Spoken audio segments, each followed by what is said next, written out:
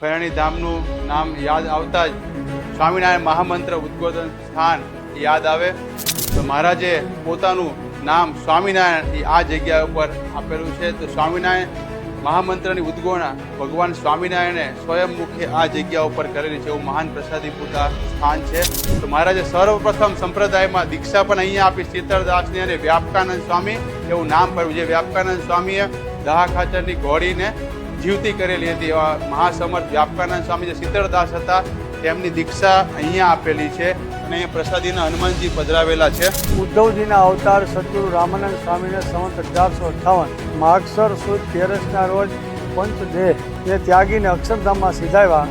ત્યારબાદ મહારાજ એટલે કે ભગવાન સ્વામિનારાયણ સહજાનંદ સ્વામીએ તથા સંતો ભક્તો ભેગા મળી અને આ ભદ્રાવતી વાવ એના કિનારે અગ્નિ સંસ્કાર કરવામાં આવ્યો હતો.